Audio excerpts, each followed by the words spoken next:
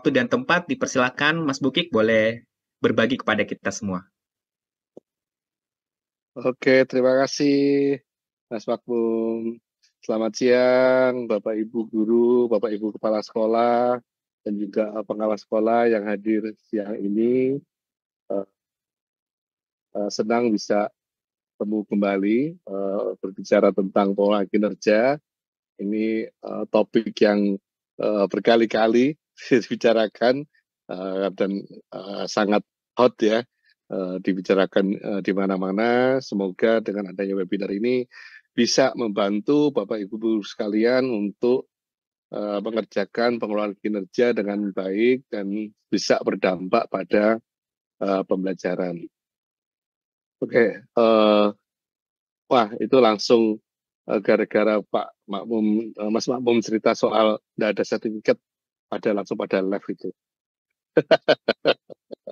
Tidak apa-apa lah, kita kumpul di sini yang mau belajar. Reward-nya teman-teman, reward dari webinar ini adalah pencerahan dan kelancaran dalam mengelola pengelolaan kinerja. Gitu ya Mas Makmum ya? Itu kan Betul, reward yang betul Mas, sudah betul. pasti Ya, reward yang luar biasa ya. lebih dari sertifikat ini Mas Bukik loh. Lebih dari sertifikat, betul. Karena kalau lancar kan kita juga nggak pusing, nggak stres, nggak tertekan gitu ya. Nah itu Ya, yang diharapkan dengan webinar ini Bapak Ibu. Jadi ayo raihlah kelancaran pengelolaan kinerja dengan ikuti webinar ini. Oke, saya izin share screen teman-teman. Oke, apakah sudah terlihat? Semoga sudah. 1, 2, 3, ya. Oke. Ya, teman-teman, saya berangkat dari satu slide ini dulu untuk memberikan gambaran besar tentang proses-proses kunci yang terjadi dalam pengelolaan kinerja. Nanti saya akan jelaskan detailnya dan nanti saya akhiri lagi dengan slide ini.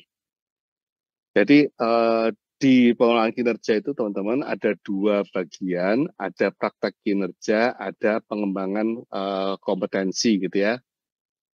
Yang masing-masing itu ada input, proses, output, dan outcome-nya sendiri-sendiri. Oke, jadi kalau kita mulai bedah dari praktek kinerja. Praktek kinerja itu inputnya adalah rapot pendidikan, prioritas sekolah, yang dari input ini rekan-rekan guru menetapkan SKP-nya, ya, sasaran kinerja pegawainya. Nah, setelah ada input, setelah ada SKP, maka mulai diproses. Prosesnya disebut sebagai siklus peningkatan praktek kinerja. Ada diskusi persiapan, ada observasi kinerja, ada diskusi tidak lanjut, usaha tidak lanjut, dan refleksi tidak lanjut. Nah, dari proses itu nanti kemudian masuk ke aspek penilaian di outputnya. Ada penilaian. Nah, penilaiannya teman-teman, ada 3 variabel yang dinilai, upaya refleksi, upaya belajar, dan perubahan praktek. Yang intinya adalah menghargai segala peningkatan, segala dampak yang dihasilkan dari pengelolaan kinerja. Nah, penilaian ini terjadi pada saat diskusi dan refleksi tidak lanjut, bukan pada saat observasi kinerja. Ya. Di observasi kinerja tidak ada proses penilaian. Proses penilaiannya terjadi pada diskusi dan refleksi tidak lanjut. Nah, harapannya dengan proses penilaian seperti ini nanti akan menghasilkan outcome berupa peningkatan kualitas praktek kinerja, dalam hal ini adalah praktek pembelajaran yang tercermin pada rapot pendidikan pada tahun yang akan datang. Jadi bila kita sungguh-sungguh mengerjakan pengelolaan kinerja, sungguh-sungguh untuk merencanakan, menjalani proses, dan melakukan outputnya, melakukan penilaian secara objektif, maka nanti dampaknya adalah pada peningkatan kualitas pembelajaran yang tercermin pada rapot pendidikan. Itu untuk praktek kinerja teman-teman. Jadi praktek kinerja ini sesuai dengan semangat yang dibawa oleh Kemenpan, praktek kinerja individu hendaklah berkontribusi pada peningkatan kinerja organisasi. Jadi tidak hanya kinerja individual. Ini adalah tantangan buat kita semua untuk mulai belajar berkolaborasi.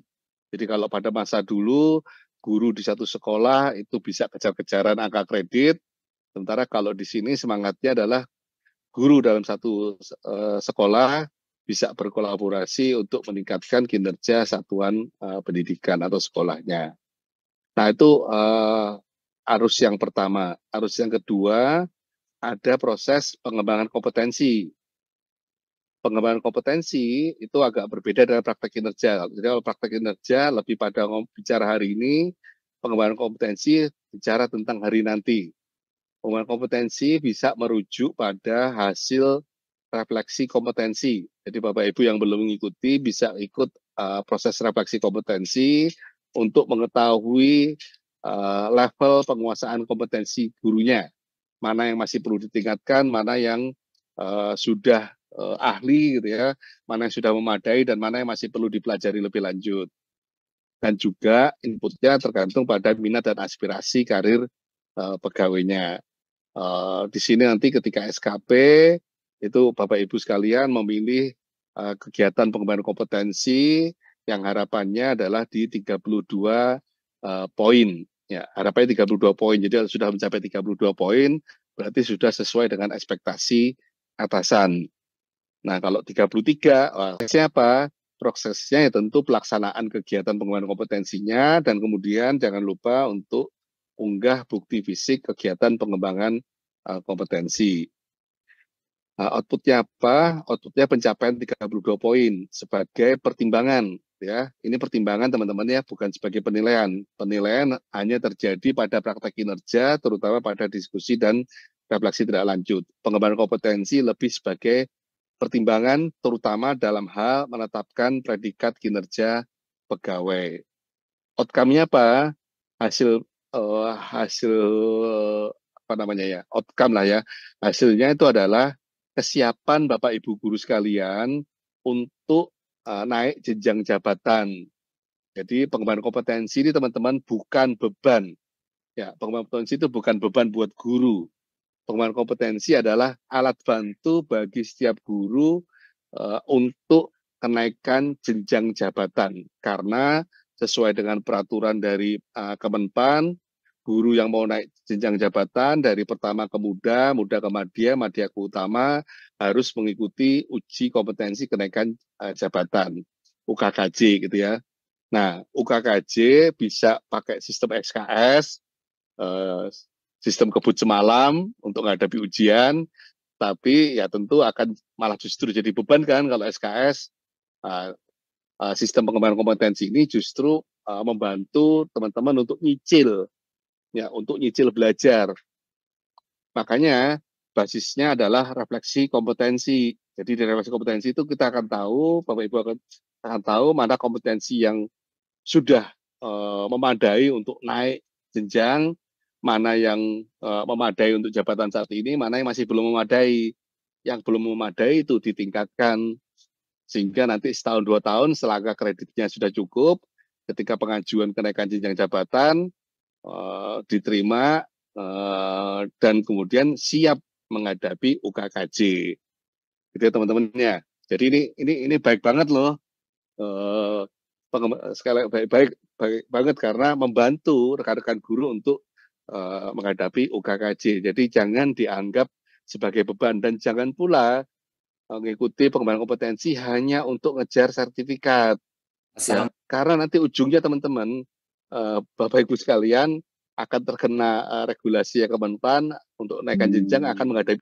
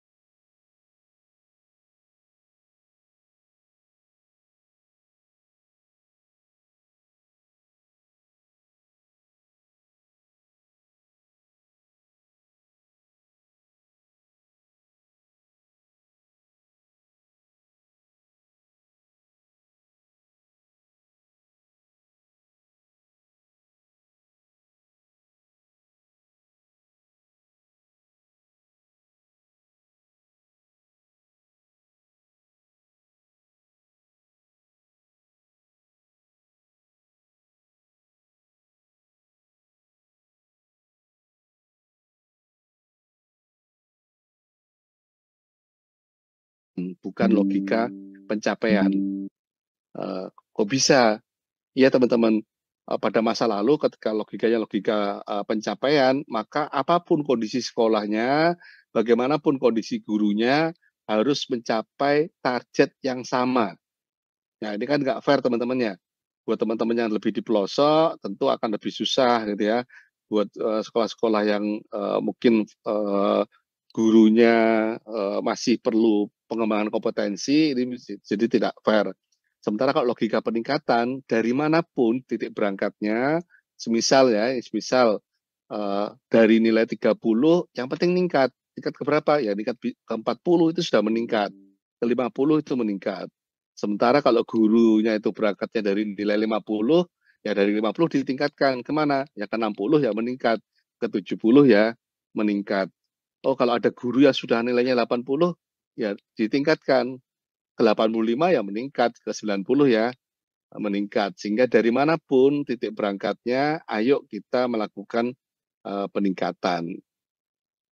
Ya, itu logikanya. Dan yang lebih menarik teman-teman, kekeliruan adalah kesempatan belajar. Nanti saya akan tunjukkan. Jadi semakin teman-teman bisa mengidentifikasi, bisa merefleksikan kelemahan diri, kesulitan diri yang dihadapi, itu justru malah mendapatkan nilai yang lebih bagus ya dibandingkan guru-guru yang kesulitan untuk menjelaskan kesulitan yang dihadapi atau kelemahan dirinya. Nah, jadi jangan ragu, jangan khawatir untuk membicarakan kekeliruan, membicarakan kesulitan, membicarakan keterbatasan. Justru itu adalah sumber belajar kita. Nah, yang berikutnya, pola kinerja guru adalah fokus pada peningkatan praktek kinerja. Fokusnya pada peningkatan praktek kinerja. Ya. Jadi teman-teman, kita mendapatkan 8 pilihan indikator yang bisa dipilih satu aja. Yang bisa dipilih satu untuk ditingkatkan. Nah, enak kan? Jadi tidak perlu pusing 8-8-nya. Cukup pusing satu. Ya. Satu indikator yang memang relevan dengan kondisi sekolah, kondisi murid-murid, maupun relevan dengan kebutuhan gurunya. Jadi cukup satu dengan mempertimbangkan pengembangan kompetensi yang dilengkapi dokumen akuntabilitas. Nah, ini kurang lebih seperti ini teman-teman. Yang dinilai ini adalah praktek kinerja sama perilaku kerja. Perilaku kerja ini amanah dari Kemenpan yang memang harus kita jalankan. Praktek kinerja ini yang nanti dikontekstualisasikan dengan konteks pembelajaran. Next. Inilah, ini adalah indikator-indikatornya yang bisa dipilih. Dan indikator ini teman-teman sangat relevan, sangat menggambarkan tugas sehari-hari guru gitu ya. Sehingga tidak benar kalau dikatakan ngurusi pengelolaan kinerja di PMM itu menjauhkan guru dari kelas. Justru sebaliknya, pengelolaan kinerja yang saat ini itu justru mendekatkan guru dengan kelas. Kenapa? Ya kelasnya harus diurusin agar indikatornya meningkat. Ya, semakin nggak keurus kelasnya malah indikatornya nggak meningkat. Jadi ini justru malah mendekatkan guru-guru dengan praktek-praktek di ruang kelas. Begitu juga dengan indikator-indikator yang diperuntukkan untuk kepala sekolah. Ya, ini juga mendekatkan kepala sekolah dengan aktivitas pembelajaran dan pengelolaan proses pembelajaran di kelas maupun di sekolah. Nah, ini siklusnya teman-teman, siklus peningkatan praktek kinerja. Jadi kemarin kita sudah melewati sesi perencanaan, SKP, menetapkan tataran kinerja pegawai, setelah itu masuk ke pelaksanaan. Di pelaksanaan ada diskusi persiapan, ada observasi kinerja, diskusi tidak lanjut, ada upaya tidak lanjut, dan refleksi tidak lanjut. Perhatikan, ketika di pilihan kinerja, penilaian itu terjadi pada saat diskusi tidak lanjut yang di C ini dan di refleksi tidak lanjut, bukan di observasi kinerja. Yang diukur 3, upaya refleksi, upaya belajar, dan perubahan praktek. Jadi teman-teman harus paham bagaimana penilaian dilakukan, agar ketika pelaksanaan juga paham bagaimana bagaimana melakukan pelaksanaan kinerja yang berdampak pada penilaian gitu kan ya. Saya yakin Bapak Ibu semua pasti ingin mendapatkan predikat kinerja yang baik atau baik sekali bahkan ya. Nah, ini kan harus tahu kuncinya. Jadi jangan terkunci pada observasi kinerja. Observasi kinerja tidak digunakan untuk penilaian. Penilaiannya dilakukan di C dan di E. Mengukur 3 variabel, upaya refleksi, upaya belajar, dan perubahan praktek. Nah, ini mohon bisa dipahami, karena ya ini ada tips-tipsnya teman-teman. Harus kalau teman-teman pahami ini nanti juga paham bagaimana mendapatkan predikat kinerja yang baik dan baik sekali. Jangan membuang energi waktu untuk hal yang memang tidak terkait gitu ya, tidak sesuai dengan arahnya. Nah, ini seperti sudah dibahas di kolom chat, timeline-nya dari timeline untuk perencanaan dari Januari sampai Maret, nanti yang sebenarnya ini bisa terus tidak terputus gitu ya.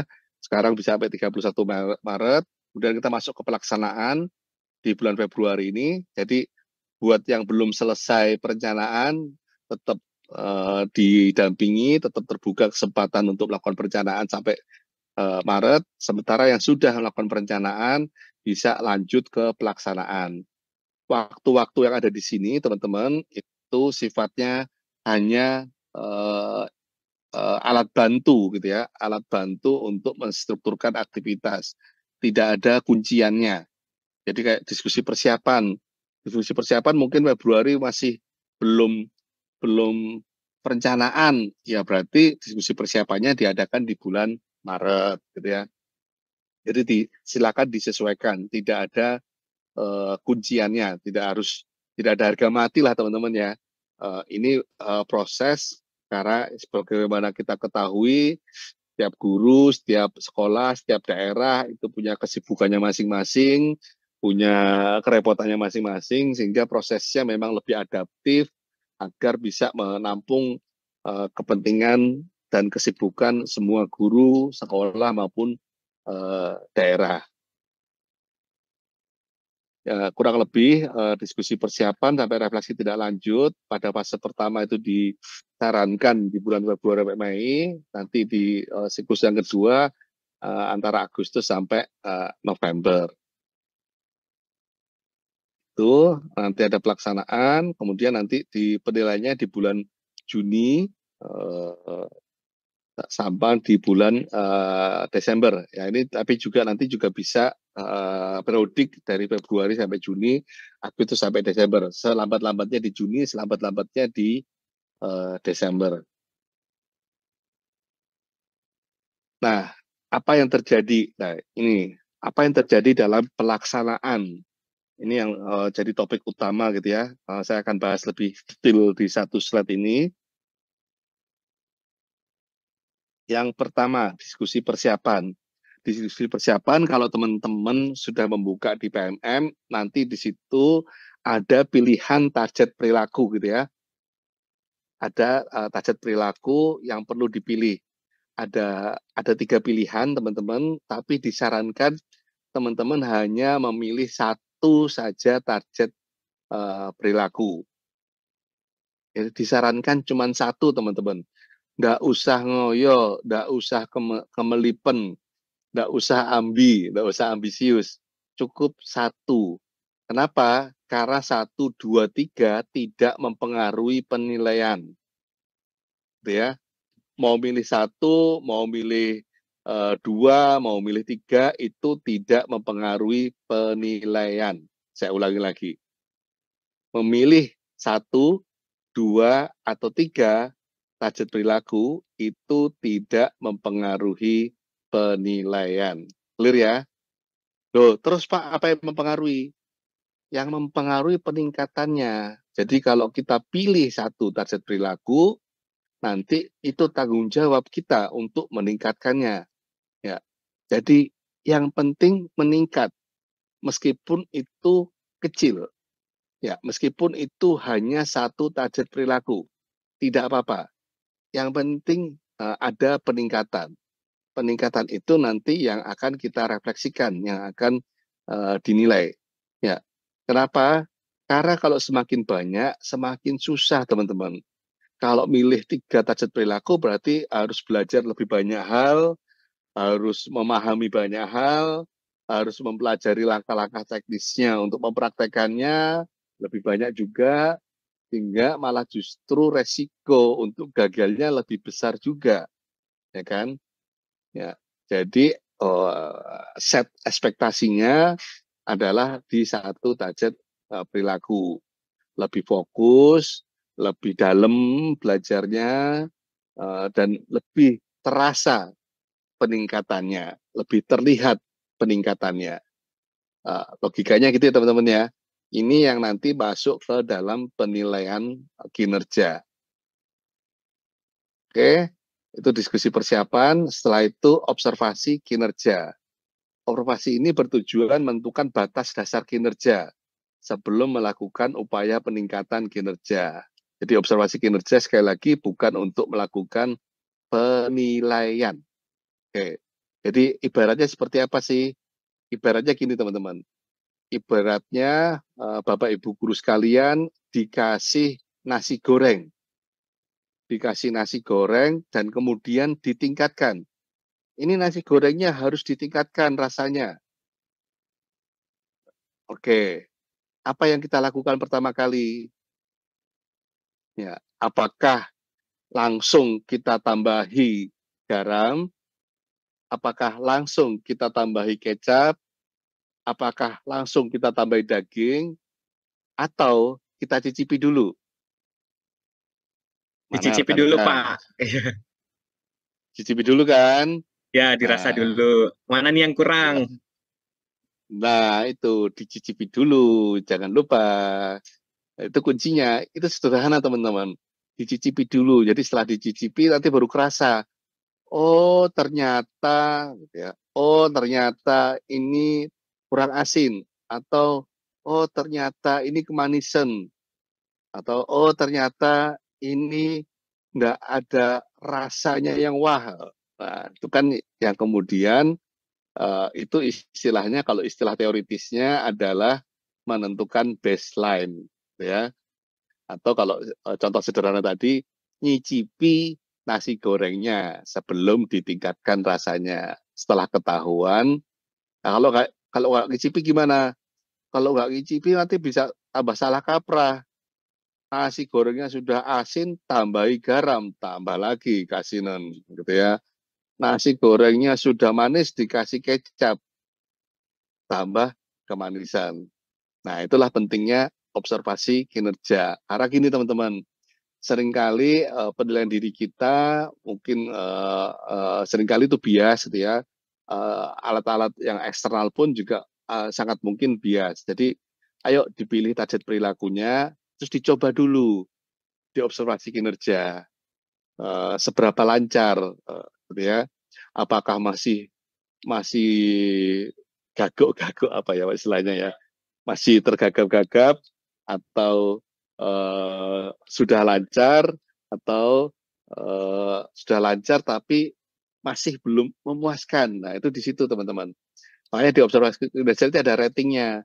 Ratingnya belum dilakukan, sudah dilakukan tapi belum efektif, atau sudah dilakukan dan sudah efektif. Dimanapun tidak ada masalah. Ya, malah justru kalau belum dilakukan lebih mudah.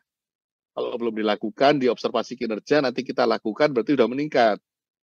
Semakin sudah efektif, gitu ya, semakin tinggi ratingnya, justru semakin menantang teman-teman. Jadi hati-hati ini, ya. Jadi nggak perlu tendensi, atau nggak perlu faking good, atau nggak perlu acting bisa kalau memang masih kesulitan. Apa adanya saja, observasinya apa adanya, ya seadanya, apa yang bisa kita lakukan ditunjukkan. Nah, karena disitulah kemudian yang kita bawa ke diskusi tidak lanjut. Di diskusi tidak lanjut itu kita refleksikan, tadi kenapa ya di kelas itu ya, kenapa saya masih kesulitan ya? Kenapa saya belum praktekkan ya? Eh, Kenapa sudah dilakukan tapi kok belum ada dampaknya ya? Ini sudah saya lakukan, kok kelasnya masih rame ya? Nah, itu direfleksikan teman-teman. Dan upaya refleksi ini nanti yang akan dinilai. Jadi kalau semakin tajam hasil refleksinya, semakin clear penjelasannya, itu justru dapat bobot penilaian yang lebih bagus. Kenapa teman-teman? Ya kalau refleksinya nggak akurat, refleksinya nggak jelas, tidak jelas pula nanti usaha atau upaya tidak lanjutnya. Semakin jelas hasil refleksinya, semakin jelas upaya tindak lanjutnya. Ya, jadi setelah diskusi, diskusi apa sih kesulitannya disebutkan, terus bagaimana apa sih yang perlu dilakukan untuk mengatasi kesulitan tersebut, apakah ikut pelatihan mandiri di PMM atau ikut usaha apa upaya-upaya belajar yang lain di luar PMM boleh. Nanti kemudian termasuk juga kebutuhan dukungan dari kepala sekolah, apa yang dibutuhkan. Nanti ada pilihan-pilihannya, Bapak Ibu tinggal pilih. Saya butuh izin dari kepala sekolah untuk mengikuti pelatihan di ibu kota kabupaten, atau saya butuh menggunakan bahan dan alat praktikum agar saya bisa simulasi menyampaikan instruksi pembelajaran yang tepat. Itu nanti termasuk kebutuhan dukungannya. Nah, setelah itu upaya tidak lanjut. Upaya tidak lanjutnya adalah pengembangan kompetensi yang untuk meningkatkan kinerja. Bisa dalam bentuk pelatihan, mentor, coaching, ataupun dalam bentuk simulasi. Bapak Ibu lakukan simulasi sendiri, latihan sendiri, atau bersama rekan yang lain, saling memberi feedback gitu ya. Dan setelah upaya tidak lanjut, kemudian direfleksikan lagi. Gimana upaya tidak lanjutnya? Sudah efektif atau belum? Apa inspirasi yang didapatkan? Apa kesulitan yang masih belum selesai dengan upaya tidak lanjut itu? Apa kesulitannya untuk menerapkan hasil tidak lanjut? Itu direfleksi tidak lanjut. Nah, di sini juga nanti akan ada penilaiannya. Akan kita bahas detailnya penilaian nanti. Next, oke. Nah, ini konsepnya teman-teman ya. Angka kredit teman-teman didapatkan dari penetapan predikat kinerja pegawai, bukan dari jumlah sertifikat. Ya, jadi berhenti mengejar sertifikat. Kasihan teman-teman dikejar jutaan guru sertifikat itu. Ya toh, lari ke kanan dikejar, lari ke kiri dikejar, capek itu sertifikat dikejar-kejar guru, jutaan guru. Ya, sertifikatnya capek, apalagi gurunya. Gurunya juga pasti capek juga kalau ngejar-ngejar sertifikat, gitu ya. Apalagi ketika kemudian jumlah sertifikatnya ternyata tidak mempengaruhi, ya, tidak mempengaruhi angka kredit lah. Terus buat apa dong? Lah ya itu buat apa, Herman deh. Tidak menaikkan angka kredit kok dikejar-kejar sertifikatnya. Jadi kan kasihan semua ya. Sertifikatnya kasihan, gurunya juga kasihan. Dan ini teman-teman, ini bukan kebijakan semata-mata dari Kemendikbud, ini adalah kebijakan dari Kemenpan. Ya, yang ya sama-sama harus kita hargai dan patuhi. Nah, ini rumusnya teman-teman untuk mendapatkan angka kredit. Jadi perhatikan rumusnya agar kita bisa mengumpulkan kredit sebanyak-banyaknya, sebagus-bagusnya. Dari mana angka kredit itu? Dari penilaian kinerja pegawai. Kemudian dari penilaian itu ditetapkan predikat kinerjanya. Predikat kinerja itu apa sih? Kategori, gitu ya. Istilahnya kategori. Apakah sangat baik, baik, cukup, kurang, atau sangat kurang. Siapa yang menetapkan predikat kinerja? Pimpinan. Ya, siapa pimpinannya? Buat guru, kepala sekolah. Buat kepala sekolah, kepala dinas dibantu oleh pengawas sekolah. Nah, kalau sudah ketemu predikatnya, tinggal dikalikan teman-teman. Jenjangnya saat ini apa? Semisal guru muda, Guru muda berarti koefisiennya 25, ya.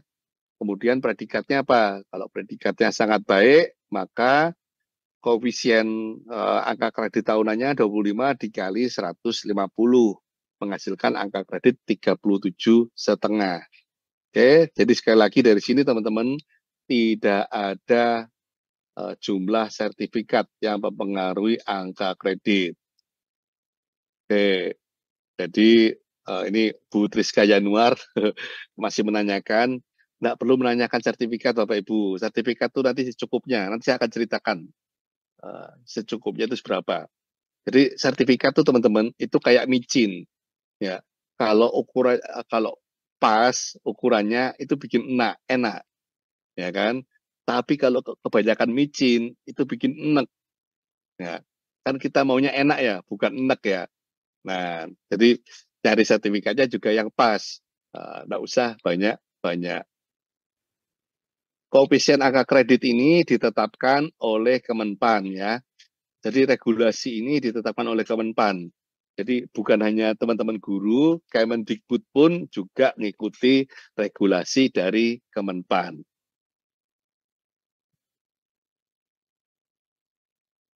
Oke, nah teman-teman, konsep berikutnya, pengembangan kompetensi digunakan untuk mempersiapkan guru kepala sekolah meraih karir. Ya, apa itu? Kenaikan jenjang, pangkat, ataupun pilihan karir yang lain. Jadi semisal kalau Bapak Ibu mau jadi guru penulis, nanti boleh kegiatan-kegiatan pengembangan kompetensinya berkaitan dengan menulis, menyunting, menerbitkan buku gitu ya. Topik-topiknya itu boleh yang sesuai minat dan tentu yang realistis. Tidak perlu ambisius, tidak perlu menjadi sempurna, gitu ya. Realistis, slow hiding. Nah, next. Nah, ini teman-teman, sasaran kinerja pegawai itu memberikan arahan agar guru dan KS mencapai 32 poin per semester. Mencapai 32 poin per semester. Ya. Kalau kurang dari 32 poin, di bawah ekspektasi. Kalau 32 poin, sesuai ekspektasi. Ya. Lebih besar dari 32 poin, berarti di atas ekspektasi. Loh Pak, kalau 33 poin gimana? Ya itu udah di atas ekspektasi. Jadi nggak usah ngejar poin banyak-banyakan poin. Ya, nggak perlu ngejar banyak-banyakan poin. Nah, kenapa pakai 32? 32 itu di adjustment dinilai oleh tim penyusun sebagai jumlah kegiatan yang memadai untuk merawat semangat belajar guru dan kepala sekolah dalam satu semester tanpa membebani. Jadi merawat semangat belajar tanpa membebani. Itu patokannya di 32 poin. Kok bisa nggak membebani, Pak? Itu kan harus dikejar sama guru dan kepala sekolah. Saya akan berikan contoh, ya. Saya akan berikan contohnya. Langsung, contoh real. Misal, ini saya berikan contoh. 3 kegiatan. Jadi saya pilih 3 kegiatan aja. Meningkatnya kompetensi melalui peran sebagai peserta berbagi praktek baik yang diselenggarakan Kombel. Ya. Ini simpel ya teman-teman ya. Menjadi peserta kegiatan belajar Kombel. Itu poinnya berapa? Per kegiatan 4 poin. Saya mau ikut berapa kali ya? Saya ikut satu semester 2 kali aja. Oke, 2 kali kali 4 berarti 8 poin. Oke, 8 poin. Terus saya mengikuti kompetensi melalui peran sebagai peserta kegiatan pelatihan atau BIMTEK ya, yang memperoleh sertifikat. Poinnya berapa? 8. Satu kegiatan aja nih. Karena ini harus offline, ini harus datang ke tempat pelatihannya, ini repot nih. Nggak usah banyak-banyak, saya ambil satu aja. 8 poin kali 1 berarti 8 poin. Terus saya ambil ikut sebagai peserta pelatihan mandiri di PMM. Poinnya berapa? 8 poin. Kegiatannya berapa? 2 Ini kan online, bisa saya kerjakan di sela-sela waktu kerja. Oke, 8 poin kali 2, 16 poin. Total 32 poin, teman-teman. Ini sudah mencapai atau sudah sesuai ekspektasi pimpinan. Kegiatan waktu belajarnya berapa? Ini estimasi saya ya, teman-teman ya. Estimasi saya hanya 40 jam per semester, atau 7 jam per bulan, atau hanya 1,6 jam per minggu. Nah, wah, 1,6 jam per minggu terlalu berat, Pak. Bisa nggak lebih ringan lagi? Wah, pasti ada pertanyaan kayak gitu. Pasti ada yang nawar nih. Ya kan, ibu-ibu itu suka nawar pasti. Dikasih dikasih 1,6 jam per minggu aja masih nawar. Tawar-tawar lah. Bisa nggak lebih singkat? Tenang, Bu. Ini kayak pasar tradisional. Masih bisa ditawar. Tenang aja. Oke, saya kasihkan opsi yang lain. Ini opsi yang kedua, silakan dibaca sendiri. Totalnya ini hanya 32 jam per semester, atau 6 jam per bulan, atau 1,3. Nah, 1,3 tadi 1,6. Sekarang 1,3 per jam per minggu. Nah, sudah turun nih harganya. Ya kan? Udah ada kan? Udah turun. Ah, tapi Pak, masih 1,3. Bisa nggak lebih pas, harga pas berapa harga pas? Oke, ini tenang teman-teman. Ini adalah pasar tradisional, masih bisa dinego. Ini nih harga pasnya. Oh, harga pasnya nih teman-teman, silakan dibaca kegiatannya sama jumlah kegiatannya. Ini hanya butuh waktu 0,58 jam per minggu, tidak sampai 1 jam per minggu. Oke, nah lebih ringan lagi. Jadi sama sekali pengembangan kompetensi guru itu bukan beban buat guru kalau kita punya pemahaman yang benar, ya, tidak terjebak pada miskonsepsi, tidak terjebak pada regulasi-regulasi yang sudah berlalu. Yang berlalu, yang lalu biarlah berlalu. Jangan diingat-ingat, ya kan? Kita masuk ke era baru, transformasi pembelajaran. Tidak apa-apa sedikit, yang penting sungguh-sungguh dikerjakan, sungguh-sungguh dilaksanakan. Itu kan? Ini enak nih, ikut peserta Kombel, 4 kali kegiatan dalam 1 semester, dapat 16 poin. Kegiatan Kombel, semacam webinar atau pertemuan offline, paling cuma 2 jam kan, sekali kegiatan. Berarti kalau 4 kegiatan sudah 8 jam, kan? Apa namanya, partisipan observasi praktek pembelajaran, gantian bersama rekan sejawat 8 poin, 2 kali 16 poin, sudah 32 poin. Kalau mau ditambah boleh, tapi tidak usah ambisius. Karena apa? Karena tidak berdampak pada penilaian, hanya menjadi pertimbangan. Ya, jadi sesuaikan teman-teman dengan kesibukan teman-teman saat ini, karena setiap guru tentu punya kesibukan, punya beban kerjanya masing-masing. Nah, itu dicocokkan aja. Kalau memang banyak tugas tambahannya, ya udah pilih yang paling sederhana ini. Tapi kalau masih ada waktu luang, tambah pengembangan kompetensinya. Ya. Jadi enak teman-teman, pilih menu, pilih dosis yang sesuai dengan kesibukan. Jangan anggap ini sebagai sebuah beban. Clear? Oke. Nah, ini contoh-contohnya, semoga membantu ya teman-teman ya. Ini adalah saya kasih contoh yang sesuai ekspektasi gitu ya. Teman-teman boleh diimprove lagi untuk di atas ekspektasi, tapi tadi tidak perlu ambisius.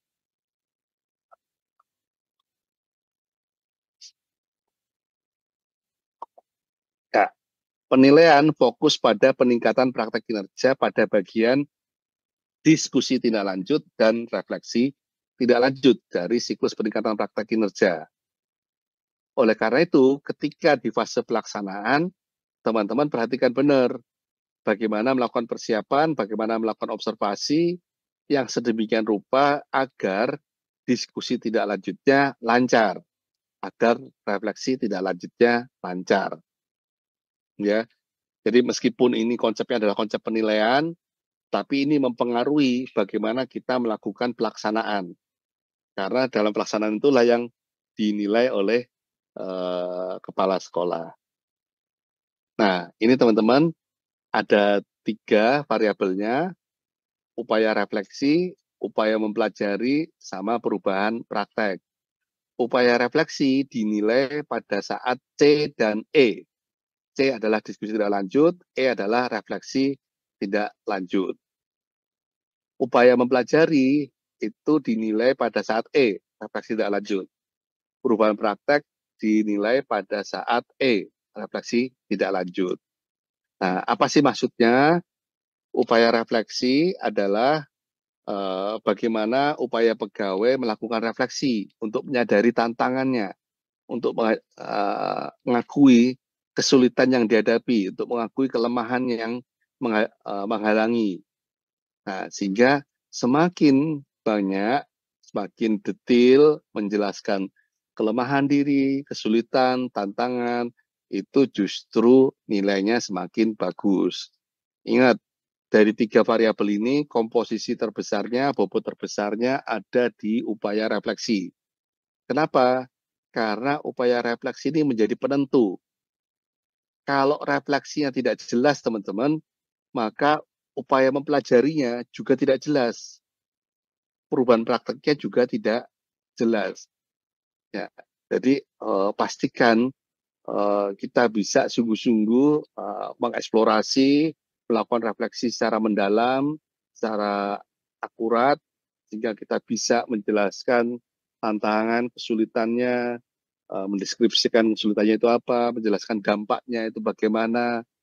Kalau saya masih kesulitan seperti ini, nanti yang kasihan murid-murid saya, murid-murid saya akan seperti ini, seperti ini, seperti ini. Jelaskan dampaknya pada murid-murid. Ya, karena apa? Karena kita berpihak pada murid. Ya. Nah, kalau sudah sadar di upaya refleksi, nanti masuk ke upaya mempelajari. Ya, jadi bagaimana upaya pegawainya, upaya guru untuk mempelajari atau menguasai kompetensi? Apakah hanya ngejar sertifikat, datang-datang ikut webinar, tanya daftar hadir, tanya sertifikat, atau sungguh-sungguh mengikuti? Ya, dari mana sungguh-sungguh atau tidaknya? Nanti ditanyain teman-teman. Tadi seperti disebutkan oleh pembicara sebelumnya, nanti ada pertanyaan, apa insight baru, apa inspirasi yang didapatkan dari upaya tidak lanjut tersebut. Ya, ya kalau yang disebutin cuma nomor sertifikat, ya nanti nggak dapat apa-apa. Nah, jadi yang penting adalah inspirasi apa yang didapatkan. Ya, terus bagaimana penyelesaiannya dari tidak lanjut tersebut? Apakah cuma menyelesaikan, cuma jadi perubahan di atas kertas, atau juga berusaha diterapkan, ya, ya berusaha diterapkan di Mas, ruang kelas. Yeah. mohon izin Mas Bukik, kita sisa 3 menit lagi untuk Oke, menyajikan siap, materi. Terima siap. kasih Mas. Nah, terus kemudian di perubahan prakteknya. Oke, ini sudah cukup clear ya. Oke, oh sudah pas, tepat ini. Ini adalah slide closingnya. Jadi teman-teman, sekali lagi, praktek kinerja berbasiskan rapat pendidikan dari prioritas sekolah, itu diproses, dinilai, melalui upaya apa? Melalui diskusi dan refleksi tidak lanjut untuk menilai 3 variabel, upaya refleksi, upaya belajar, dan perubahan praktek, yang nanti outcome-nya adalah peningkatan kualitas praktek kinerja yang tercermin pada rapat pendidikan. Sementara pengembangan kompetensi, basisnya adalah refleksi kompetensi, diharapkan untuk mencapai 32 poin, agar sesuai dengan ekspektasi pimpinan, dan kemudian dari sini membantu guru-guru untuk siap menghadapi kenaikan jenjang jabatan, siap mengikuti UKKJ, gitu ya, atau pilihan karir yang lain. Begitu teman-teman, sistem ini dirancang selain untuk memastikan peningkatan pembelajaran pada murid, tapi apakah sudah terlihat? Semoga sudah. 1, 2, 3, ya. Oke. Ya, teman-teman, saya berangkat dari satu slide ini dulu untuk memberikan gambaran besar tentang proses-proses kunci yang terjadi dalam pengelolaan kinerja. Nanti saya akan jelaskan detailnya dan nanti saya akhiri lagi dengan slide ini.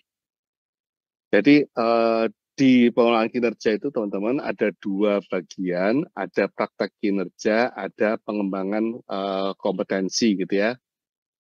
Yang masing-masing itu ada input, proses, output, dan outcome-nya sendiri-sendiri. Oke, jadi kalau kita mulai bedah dari praktek kinerja. Praktek kinerja itu inputnya adalah rapot pendidikan, prioritas sekolah, yang dari input ini rekan-rekan guru menetapkan SKP-nya, ya, sasaran kinerja pegawainya. Nah, setelah ada input, setelah ada SKP, maka mulai diproses. Prosesnya disebut sebagai siklus peningkatan praktek kinerja. Ada diskusi persiapan, ada observasi kinerja, ada diskusi tidak lanjut, usaha tidak lanjut, dan refleksi tidak lanjut. Nah, dari proses itu nanti kemudian masuk ke aspek penilaian di outputnya. Ada penilaian. Nah, penilaiannya teman-teman ada 3 variabel yang dinilai: upaya refleksi, upaya belajar, dan perubahan praktek. Yang intinya adalah menghargai segala peningkatan, segala dampak yang dihasilkan dari pengelolaan kinerja. Nah, penilaian ini terjadi pada saat diskusi dan refleksi tidak lanjut, bukan pada saat observasi kinerja. Ya, di observasi kinerja tidak ada proses penilaian. Proses penilaiannya terjadi pada diskusi dan refleksi tidak lanjut. Nah, harapannya dengan proses penilaian seperti ini nanti akan menghasilkan outcome berupa peningkatan kualitas praktek kinerja, dalam hal ini adalah praktek pembelajaran yang tercermin pada rapot pendidikan pada tahun yang akan datang. Jadi bila kita sungguh-sungguh mengerjakan pengelolaan kinerja, sungguh-sungguh untuk merencanakan, menjalani proses, dan melakukan outputnya, melakukan penilaian secara objektif, maka nanti dampaknya adalah pada peningkatan kualitas pembelajaran yang tercermin pada rapot pendidikan. Itu untuk praktek kinerja, teman-teman. Jadi praktek kinerja ini sesuai dengan semangat yang dibawa oleh Kemenpan. Praktek kinerja individu hendaklah berkontribusi pada peningkatan kinerja organisasi. Jadi tidak hanya kinerja individual. Ini adalah tantangan buat kita semua untuk mulai belajar berkolaborasi. Jadi kalau pada masa dulu, guru di satu sekolah itu bisa kejar-kejaran angka kredit, sementara kalau di sini semangatnya adalah guru dalam satu sekolah bisa berkolaborasi untuk meningkatkan kinerja satuan pendidikan atau sekolahnya. Nah, itu arus yang pertama. Arus yang kedua, ada proses pengembangan kompetensi. Pengembangan kompetensi itu agak berbeda dengan praktek kinerja. Jadi kalau praktek kinerja lebih pada bicara hari ini, pengembangan kompetensi bicara tentang hari nanti. Pengembangan kompetensi bisa merujuk pada hasil refleksi kompetensi. Jadi Bapak Ibu yang belum mengikuti bisa ikut proses refleksi kompetensi untuk mengetahui level penguasaan kompetensi gurunya. Mana yang masih perlu ditingkatkan, mana yang sudah ahli gitu ya, mana yang sudah memadai dan mana yang masih perlu dipelajari lebih lanjut. Dan juga inputnya tergantung pada minat dan aspirasi karir pegawainya. Di sini nanti ketika SKP itu Bapak Ibu sekalian memilih kegiatan pengembangan kompetensi yang harapannya adalah di 32 poin. Ya, harapannya 32 poin. Jadi sudah mencapai 32 poin berarti sudah sesuai dengan ekspektasi atasan. Nah, kalau 33, prosesnya apa? Prosesnya ya tentu pelaksanaan kegiatan pengembangan kompetensinya dan kemudian jangan lupa untuk unggah bukti fisik kegiatan pengembangan kompetensi. Outputnya apa? Outputnya pencapaian 32 poin sebagai pertimbangan. Ya, ini pertimbangan teman-teman ya, bukan sebagai penilaian. Penilaian hanya terjadi pada praktek kinerja, terutama pada diskusi dan refleksi tidak lanjut. Pengembangan kompetensi lebih sebagai pertimbangan, terutama dalam hal menetapkan predikat kinerja pegawai. Outcome-nya apa? Hasil hasil apa namanya ya? Outcome lah ya. Hasilnya itu adalah kesiapan Bapak Ibu guru sekalian untuk naik jenjang jabatan. Jadi pengembangan kompetensi ini teman-teman bukan beban. Ya, pengembangan kompetensi itu bukan beban buat guru. Pengembangan kompetensi adalah alat bantu bagi setiap guru untuk kenaikan jenjang jabatan. Karena sesuai dengan peraturan dari Kemenpan, guru yang mau naik jenjang jabatan dari pertama ke muda, muda ke madya, madya ke utama harus mengikuti uji kompetensi kenaikan jabatan UKKJ gitu ya. Nah, UKKJ bisa pakai sistem XKS, sistem kebut semalam untuk menghadapi ujian, tapi ya tentu akan malah justru jadi beban kan kalau SKS. Sistem pengembangan kompetensi ini justru membantu teman-teman untuk nyicil, ya untuk nyicil belajar. Makanya basisnya adalah refleksi kompetensi. Jadi dari refleksi kompetensi itu kita akan tahu, Bapak Ibu akan tahu mana kompetensi yang sudah memadai untuk naik jenjang, mana yang memadai untuk jabatan saat ini, mana yang masih belum memadai. Yang belum memadai itu ditingkatkan, sehingga nanti setahun 2 tahun setelah angka kreditnya sudah cukup, ketika pengajuan kenaikan jenjang jabatan diterima dan kemudian siap menghadapi UKKJ. Gitu ya teman-temannya. Jadi ini baik banget loh. Eh, sekali baik banget karena membantu rekan-rekan guru untuk menghadapi UKKJ. Jadi jangan dianggap sebagai beban dan jangan pula mengikuti pengembangan kompetensi hanya untuk ngejar sertifikat ya. Assalamualaikum. Karena nanti ujungnya teman-teman Bapak Ibu sekalian akan terkena regulasi yang Kemenpan untuk naikkan jenjang akan menghadapi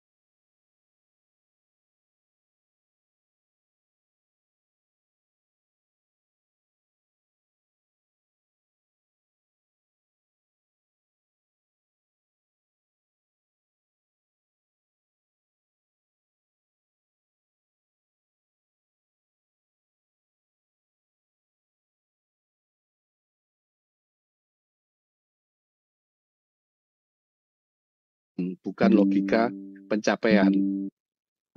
Kok bisa?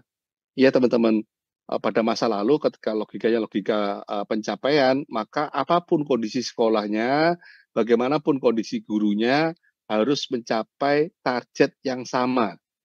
Nah, ini kan nggak fair teman-temannya.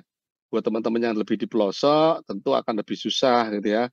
Buat sekolah-sekolah yang mungkin gurunya masih perlu pengembangan kompetensi, ini jadi tidak fair. Sementara kalau logika peningkatan, dari manapun titik berangkatnya, semisal dari nilai 30, yang penting meningkat. Tingkat ke berapa? Ya tingkat ke 40 itu sudah meningkat. Ke 50 itu meningkat. Sementara kalau gurunya itu berangkatnya dari nilai 50, ya dari 50 ditingkatkan. Kemana? Ya ke 60 ya meningkat. Ke 70 ya meningkat. Oh kalau ada guru yang sudah nilainya 80, ya ditingkatkan. Ke 85 ya meningkat, ke 90 ya meningkat. Sehingga dari manapun titik berangkatnya, ayo kita melakukan peningkatan. Ya, itu logikanya. Dan yang lebih menarik teman-teman, kekeliruan adalah kesempatan belajar. Nanti saya akan tunjukkan. Jadi semakin teman-teman bisa mengidentifikasi, bisa merefleksikan kelemahan diri, kesulitan diri yang dihadapi, itu justru malah mendapatkan nilai yang lebih bagus ya dibandingkan guru-guru yang kesulitan untuk menjelaskan kesulitan yang dihadapi atau kelemahan dirinya. Nah, jadi jangan ragu, jangan khawatir untuk membicarakan kekeliruan, membicarakan kesulitan, membicarakan keterbatasan. Justru itu adalah sumber belajar kita. Nah, yang berikutnya, pola kinerja guru adalah fokus pada peningkatan praktek kinerja. Fokusnya pada peningkatan praktek kinerja. Ya, jadi teman-teman, kita mendapatkan 8 pilihan indikator yang bisa dipilih satu aja. Yang bisa dipilih satu untuk ditingkatkan. Nah, enak kan? Jadi tidak perlu pusing 8-8-nya. Cukup pusing satu. Ya. Satu indikator yang memang relevan dengan kondisi sekolah, kondisi murid-murid, maupun relevan dengan kebutuhan gurunya. Jadi cukup satu, dengan mempertimbangkan pengembangan kompetensi yang dilengkapi dokumen akuntabilitas. Nah, ini kurang lebih seperti ini teman-teman. Yang dinilai ini adalah praktek kinerja sama perilaku kerja. Perilaku kerja ini amanah dari Kemenpan yang akan memang harus kita jalankan. Praktek kinerja ini yang nanti dikontekstualisasikan dengan konteks pembelajaran. Next. Inilah, ini adalah indikator-indikatornya yang bisa dipilih. Dan indikator ini teman-teman sangat relevan, sangat menggambarkan tugas sehari-hari guru gitu ya. Sehingga tidak benar kalau dikatakan ngurusi pengelolaan kinerja di PMM itu menjauhkan guru dari kelas. Justru sebaliknya, pengelolaan kinerja yang saat ini itu justru mendekatkan guru dengan kelas. Kenapa? Ya kelasnya harus diurusin agar indikatornya meningkat. Ya, semakin nggak keurus kelasnya malah indikatornya nggak meningkat. Jadi ini justru malah mendekatkan guru-guru dengan praktek-praktek di ruang kelas. Begitu juga dengan indikator-indikator yang diperuntukkan untuk kepala sekolah. Ya, ini juga mendekatkan kepala sekolah dengan aktivitas pembelajaran dan pengelolaan proses pembelajaran di kelas maupun di sekolah. Nah, ini siklusnya teman-teman, siklus peningkatan praktek kinerja. Jadi kemarin kita sudah melewati sesi perencanaan, SKP, menetapkan tataran kinerja pegawai, setelah itu masuk ke pelaksanaan. Di pelaksanaan ada diskusi persiapan, ada observasi kinerja, diskusi tidak lanjut, ada upaya tidak lanjut, dan refleksi tidak lanjut. Perhatikan, ketika di pilihan kinerja, penilaian itu terjadi pada saat diskusi tidak lanjut yang di C ini dan di refleksi tidak lanjut, bukan di observasi kinerja. Yang diukur 3, upaya refleksi, upaya belajar, dan perubahan praktek. Jadi teman-teman harus paham bagaimana penilaian dilakukan, agar ketika pelaksanaan juga paham bagaimana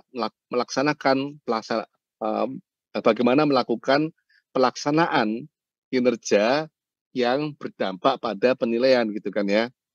Saya yakin Bapak Ibu semua pasti ingin mendapatkan predikat kinerja yang baik atau baik sekali bahkan ya. Nah, ini kan harus tahu kuncinya. Jadi jangan terkunci pada observasi kinerja. Observasi kinerja tidak digunakan untuk penilaian. Penilaiannya dilakukan di C dan di E. Mengukur 3 variabel, upaya refleksi, upaya belajar, dan perubahan praktek. Nah, ini mohon bisa dipahami, karena ya ini ada tips-tipsnya teman-teman. Harus kalau teman-teman pahami ini nanti juga paham bagaimana mendapatkan predikat kinerja yang baik dan baik sekali. Jangan membuang energi waktu untuk hal yang memang tidak terkait gitu ya, tidak sesuai dengan arahnya.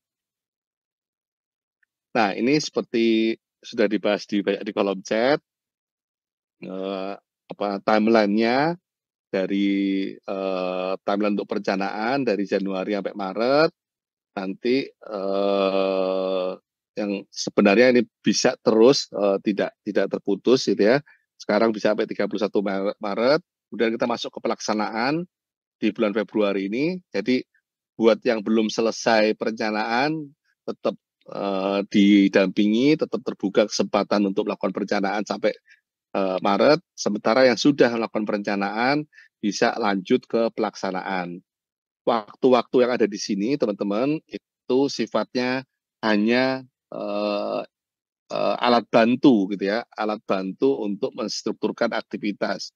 Tidak ada kunciannya. Jadi kayak diskusi persiapan.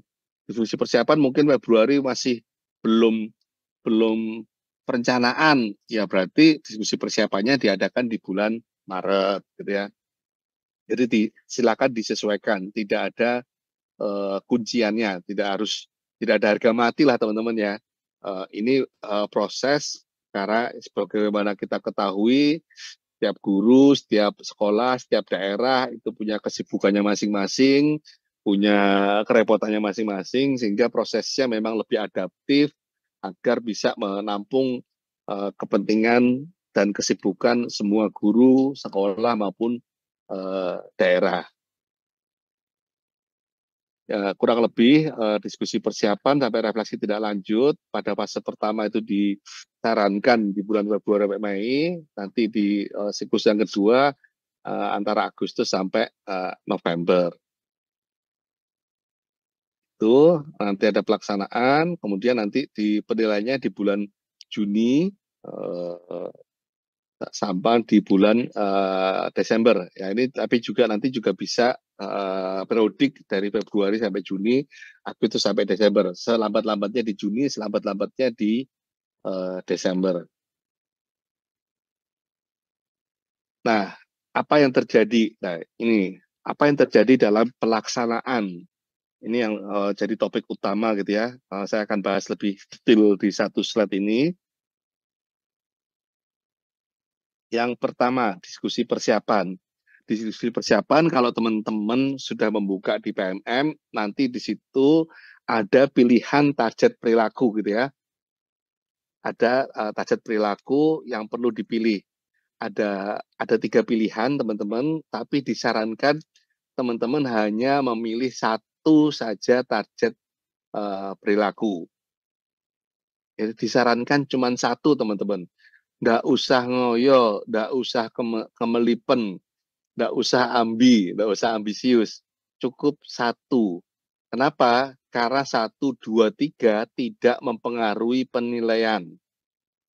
Gitu ya. Mau milih satu, mau milih dua, mau milih tiga, itu tidak mempengaruhi penilaian. Saya ulangi lagi. Memilih satu, dua, atau tiga target perilaku itu tidak mempengaruhi penilaian. Clear ya? Loh, terus Pak, apa yang mempengaruhi? Yang mempengaruhi peningkatannya. Jadi kalau kita pilih satu target perilaku, nanti itu tanggung jawab kita untuk meningkatkannya. Ya. Jadi yang penting meningkat, meskipun itu kecil. Ya, meskipun itu hanya satu target perilaku, tidak apa-apa.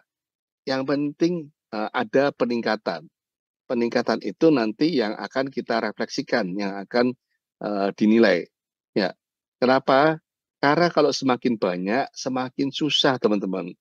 Kalau milih 3 target perilaku berarti harus belajar lebih banyak hal, harus memahami banyak hal, harus mempelajari langkah-langkah teknisnya untuk mempraktekannya lebih banyak juga, sehingga malah justru resiko untuk gagalnya lebih besar juga, ya kan?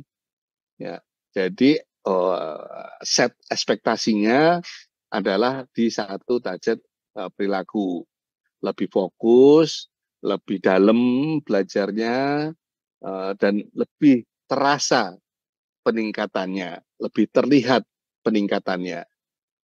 Logikanya gitu ya teman-teman ya. Ini yang nanti masuk ke dalam penilaian kinerja. Oke, itu diskusi persiapan. Setelah itu observasi kinerja. Observasi ini bertujuan menentukan batas dasar kinerja sebelum melakukan upaya peningkatan kinerja. Jadi observasi kinerja sekali lagi bukan untuk melakukan penilaian. Oke, jadi ibaratnya seperti apa sih? Ibaratnya gini teman-teman. Ibaratnya Bapak Ibu guru sekalian dikasih nasi goreng. Dikasih nasi goreng dan kemudian ditingkatkan. Ini nasi gorengnya harus ditingkatkan rasanya. Oke, apa yang kita lakukan pertama kali? Ya, apakah langsung kita tambahi garam? Apakah langsung kita tambahi kecap? Apakah langsung kita tambahi daging? Atau kita cicipi dulu? Mana Dicicipi dulu, rekan-rekan? Pak. Cicipi dulu kan? Ya, dirasa Nah, dulu. Mana nih yang kurang? nah itu dicicipi dulu, jangan lupa. Itu kuncinya, itu sederhana teman-teman. Dicicipi dulu, jadi setelah dicicipi nanti baru kerasa. Oh ternyata, gitu ya. Oh ternyata ini kurang asin, atau oh ternyata ini kemanisan, atau oh ternyata ini nggak ada rasanya yang wah. Nah, itu kan yang kemudian itu istilahnya, kalau istilah teoritisnya adalah menentukan baseline, gitu ya. Atau kalau contoh sederhana tadi, nyicipi nasi gorengnya sebelum ditingkatkan rasanya. Setelah ketahuan, nah kalau nggak nyicipi gimana? Kalau nggak nyicipi nanti bisa tambah salah kaprah. Nasi gorengnya sudah asin, tambahi garam, tambah lagi kasinan, gitu ya. Nasi gorengnya sudah manis, dikasih kecap, tambah kemanisan. Nah, itulah pentingnya observasi kinerja. Karena gini teman-teman, seringkali penilaian diri kita mungkin seringkali itu bias gitu ya. Alat-alat yang eksternal pun juga sangat mungkin bias. Jadi ayo dipilih target perilakunya, terus dicoba dulu diobservasi kinerja. Seberapa lancar gitu ya. Apakah masih masih gagok-gagok apa ya istilahnya ya. Masih tergagap-gagap atau sudah lancar, atau sudah lancar tapi masih belum memuaskan. Nah, itu di situ teman-teman. Makanya di observasi kinerja itu ada ratingnya. Ratingnya belum dilakukan, sudah dilakukan tapi belum efektif, atau sudah dilakukan dan sudah efektif. Dimanapun tidak ada masalah. Ya, malah justru kalau belum dilakukan lebih mudah. Kalau belum dilakukan di observasi kinerja, nanti kita lakukan berarti sudah meningkat. Semakin sudah efektif, gitu ya, semakin tinggi ratingnya, justru semakin menantang teman-teman. Jadi hati-hati ini, ya. Jadi nggak perlu tendensi, atau nggak perlu faking good, atau nggak perlu acting bisa kalau memang masih kesulitan. Apa adanya saja, observasinya apa adanya, ya seadanya, apa yang bisa kita lakukan ditunjukkan. Nah, karena disitulah kemudian yang kita bawa ke diskusi tidak lanjut. Di diskusi tidak lanjut itu kita refleksikan, tadi kenapa ya di kelas itu ya, kenapa saya masih kesulitan ya? Kenapa saya belum praktekkan ya? Eh, Kenapa sudah dilakukan tapi kok belum ada dampaknya ya? Ini sudah saya lakukan, kok kelasnya masih rame ya? Nah, itu direfleksikan teman-teman. Dan upaya refleksi ini nanti yang akan dinilai. Jadi kalau semakin tajam hasil refleksinya, semakin clear penjelasannya, itu justru dapat bobot penilaian yang lebih bagus. Kenapa teman-teman? Ya kalau refleksinya nggak akurat, refleksinya nggak jelas, tidak jelas pula nanti usaha atau upaya tidak lanjutnya. Semakin jelas hasil refleksinya, semakin jelas upaya tindak lanjutnya. Ya, jadi setelah diskusi, diskusi apa sih kesulitannya disebutkan, terus bagaimana apa sih yang perlu dilakukan untuk mengatasi kesulitan tersebut, apakah ikut pelatihan mandiri di PMM atau ikut usaha apa upaya-upaya belajar yang lain di luar PMM boleh. Nanti kemudian termasuk juga kebutuhan dukungan dari kepala sekolah, apa yang dibutuhkan. Nanti ada pilihan-pilihannya, Bapak Ibu tinggal pilih. Saya butuh izin dari kepala sekolah untuk mengikuti pelatihan di ibu kota kabupaten, atau saya butuh menggunakan bahan dan alat praktikum agar saya bisa simulasi menyampaikan instruksi pembelajaran yang tepat. Itu nanti termasuk kebutuhan dukungannya. Nah, setelah itu upaya tidak lanjut. Upaya tidak lanjutnya adalah pengembangan kompetensi yang untuk meningkatkan kinerja. Bisa dalam bentuk pelatihan, mentor, coaching, ataupun dalam bentuk simulasi. Bapak Ibu lakukan simulasi sendiri, latihan sendiri, atau bersama rekan yang lain, saling memberi feedback gitu ya. Dan setelah upaya tidak lanjut, kemudian direfleksikan lagi. Gimana upaya tidak lanjutnya? Sudah efektif atau belum? Apa inspirasi yang didapatkan? Apa kesulitan yang masih belum selesai dengan upaya tidak lanjut itu? Apa kesulitannya untuk menerapkan hasil tidak lanjut? Itu direfleksi tidak lanjut. Nah, di sini juga nanti akan ada penilaiannya. Akan kita bahas detailnya penilaian nanti. Next, oke. Nah, ini konsepnya teman-teman ya. Angka kredit teman-teman didapatkan dari penetapan predikat kinerja pegawai, bukan dari jumlah sertifikat. Ya, jadi berhenti mengejar sertifikat. Kasihan teman-teman dikejar jutaan guru sertifikat itu. Ya toh, lari ke kanan dikejar, lari ke kiri dikejar, capek itu sertifikat dikejar-kejar guru, jutaan guru. Ya, sertifikatnya capek, apalagi gurunya. Gurunya juga pasti capek juga kalau kejar-kejar sertifikat, gitu ya. Apalagi ketika kemudian jumlah sertifikatnya ternyata tidak mempengaruhi, ya, tidak mempengaruhi angka kredit lah. Terus buat apa dong? Lah ya itu buat apa, Herman deh. Tidak menaikkan angka kredit kok dikejar-kejar sertifikatnya. Jadi kan kasihan semua ya. Sertifikatnya kasihan, gurunya juga kasihan. Dan ini teman-teman, ini bukan kebijakan semata-mata dari Kemendikbud, ini adalah kebijakan dari Kemenpan. Ya, yang ya sama-sama harus kita hargai dan patuhi. Nah, ini rumusnya teman-teman untuk mendapatkan angka kredit. Jadi perhatikan rumusnya agar kita bisa mengumpulkan kredit sebanyak-banyaknya, sebagus-bagusnya. Dari mana angka kredit itu? Dari penilaian kinerja pegawai. Kemudian dari penilaian itu ditetapkan predikat kinerjanya. Predikat kinerja itu apa sih? Kategori, gitu ya. Istilahnya kategori. Apakah sangat baik, baik, cukup, kurang, atau sangat kurang. Siapa yang menetapkan predikat kinerja? Pimpinan.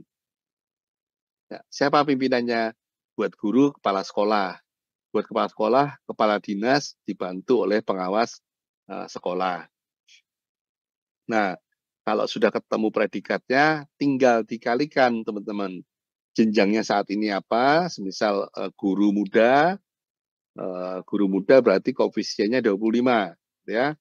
Kemudian predikatnya apa? Kalau predikatnya sangat baik, maka koefisien angka kredit tahunannya 25 dikali 150, menghasilkan angka kredit 37,5.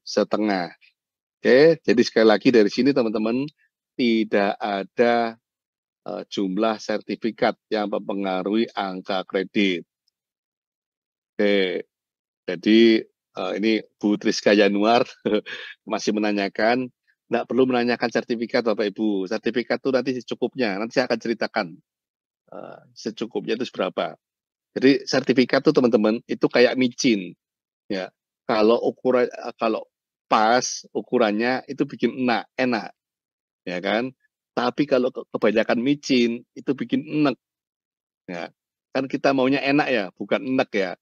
Nah, jadi cari sertifikatnya juga yang pas. Nggak usah banyak-banyak. Koefisien angka kredit ini ditetapkan oleh Kemenpan, ya. Jadi regulasi ini ditetapkan oleh Kemenpan. Jadi bukan hanya teman-teman guru, Kemendikbud pun juga mengikuti regulasi dari Kemenpan.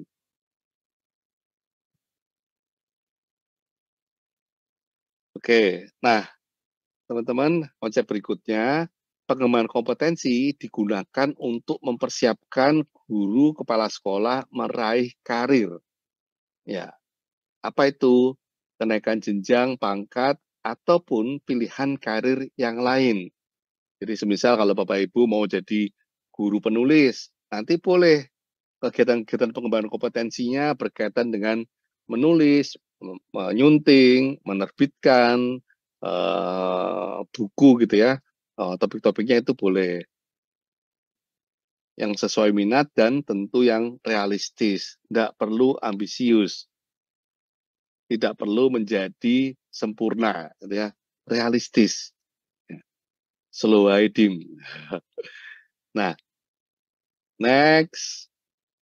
Nah, ini teman-teman, sasaran kinerja pegawai itu memberikan arahan agar guru dan KS mencapai 32 poin per semester. Mencapai 32 poin per semester. Ya. Kalau kurang dari 32 poin, di bawah ekspektasi. Kalau 32 poin, sesuai ekspektasi. Ya. Lebih besar dari 32 poin, berarti di atas ekspektasi. Loh Pak, kalau 33 poin gimana? Ya itu udah di atas ekspektasi. Jadi nggak usah ngejar poin banyak-banyakan poin. Ya, nggak perlu ngejar banyak-banyakan poin. Nah, kenapa pakai 32?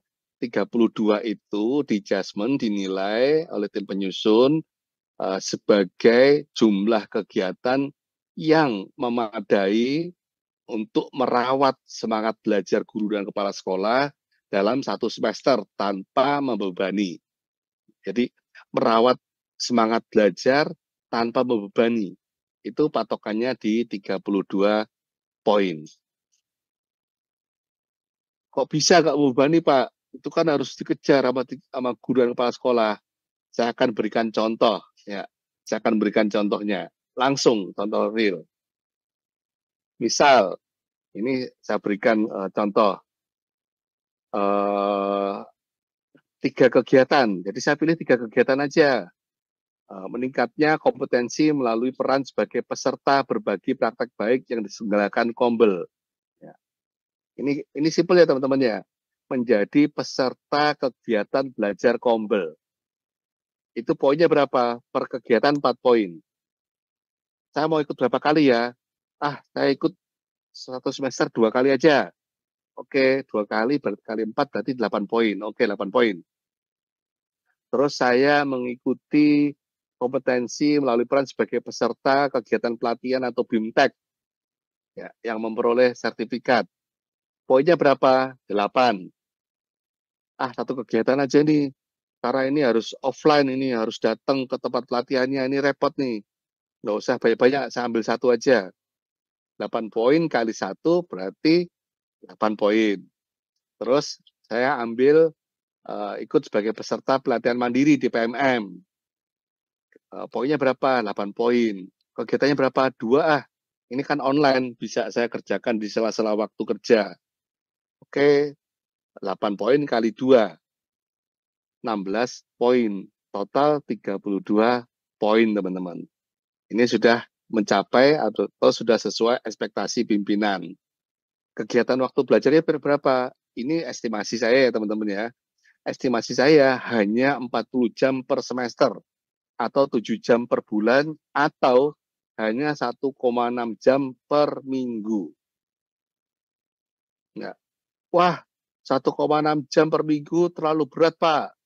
Bisa nggak lebih ringan lagi? Wah, pasti ada pertanyaan kayak gitu. Pasti ada yang nawar nih. Ya kan, ibu-ibu itu suka nawar pasti. Dikasih dikasih 1,6 jam per minggu aja masih nawar. Tawar-tawar lah. Bisa nggak lebih singkat? Tenang, Bu. Ini kayak pasar tradisional, masih bisa ditawar. Tenang aja. Oke, saya kasihkan opsi yang lain. Ini opsi yang kedua, silakan dibaca sendiri. Totalnya ini hanya 32 jam per semester, atau 6 jam per bulan, atau 1,3. Nah, 1,3 tadi 1,6. Sekarang 1,3 per jam per minggu. Nah, sudah turun nih harganya. Ya kan? Udah ada kan? Udah turun. Tapi Pak, masih 1,3. Bisa nggak lebih pas, harga pas berapa harga pas? Oke, ini tenang teman-teman. Ini adalah pasar tradisional, masih bisa dinego. Ini nih harga pasnya. Oh, harga pasnya nih teman-teman, silakan dibaca kegiatannya sama jumlah kegiatannya. Ini hanya butuh waktu 0,58 jam per minggu, tidak sampai 1 jam per minggu. Oke, nah lebih ringan lagi. Jadi sama sekali pengembangan kompetensi guru itu bukan beban buat guru kalau kita punya pemahaman yang benar, ya, tidak terjebak pada miskonsepsi, tidak terjebak pada regulasi-regulasi yang sudah berlalu. Yang berlalu, yang lalu biarlah berlalu. Jangan diingat-ingat, ya kan? Kita masuk ke era baru, transformasi pembelajaran. Tidak apa-apa sedikit, yang penting sungguh-sungguh dikerjakan, sungguh-sungguh dilaksanakan. Itu kan? Ini enak nih, ikut peserta Kombel 4 kali kegiatan dalam 1 semester, dapat 16 poin. Kegiatan Kombel semacam webinar atau pertemuan offline paling cuma 2 jam kan sekali kegiatan. Berarti kalau 4 kegiatan sudah 8 jam, kan? Apa namanya? Partisipan observasi praktek pembelajaran gantian bersama rekan sejawat 8 poin, 2 kali 16 poin, sudah 32 poin. Kalau mau ditambah boleh, tapi tidak usah ambisius. Karena apa? Karena tidak berdampak pada penilaian, hanya menjadi pertimbangan. Ya, jadi sesuaikan teman-teman dengan kesibukan teman-teman saat ini, karena setiap guru tentu punya kesibukan, punya beban kerjanya masing-masing. Nah, itu dicocokkan aja. Kalau memang banyak tugas tambahannya, ya udah pilih yang paling sederhana ini. Tapi kalau masih ada waktu luang, tambah pengembangan kompetensinya.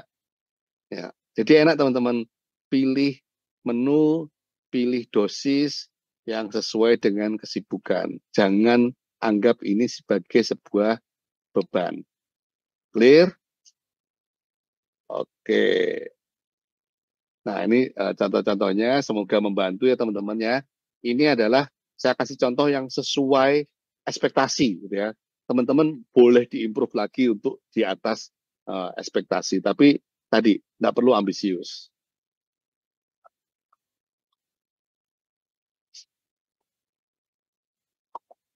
Ya, penilaian fokus pada peningkatan praktek kinerja pada bagian diskusi tindak lanjut dan refleksi tidak lanjut dari siklus peningkatan praktek kinerja.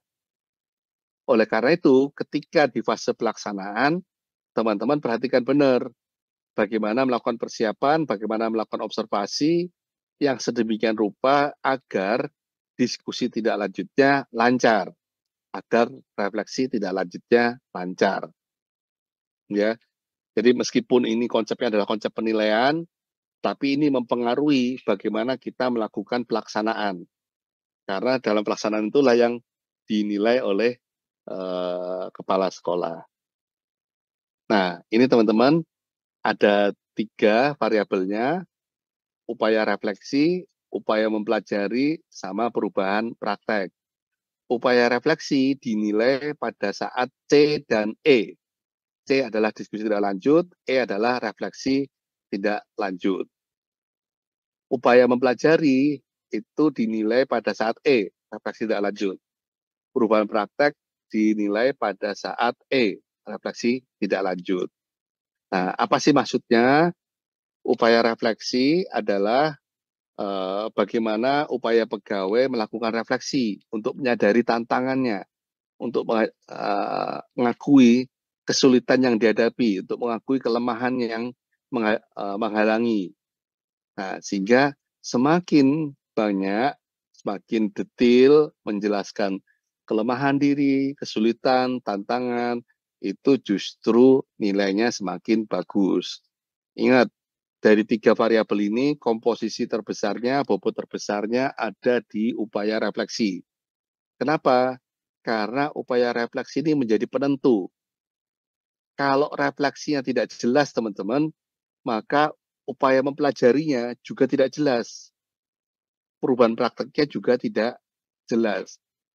Ya, jadi pastikan kita bisa sungguh-sungguh mengeksplorasi, melakukan refleksi secara mendalam, secara akurat, sehingga kita bisa menjelaskan tantangan, kesulitannya, mendeskripsikan kesulitannya itu apa, menjelaskan dampaknya itu bagaimana.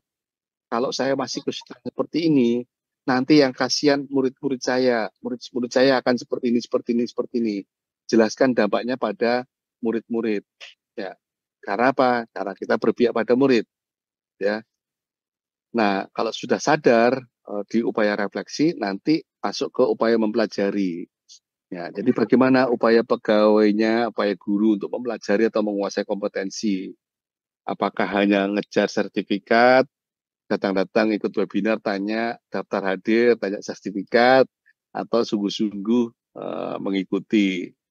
Ya, dari mana sungguh-sungguh atau tidaknya? Nanti ditanyain teman-teman. Tadi seperti disebutkan oleh pembicara sebelumnya, nanti ada pertanyaan, apa insight baru, apa inspirasi yang didapatkan dari upaya tidak lanjut tersebut.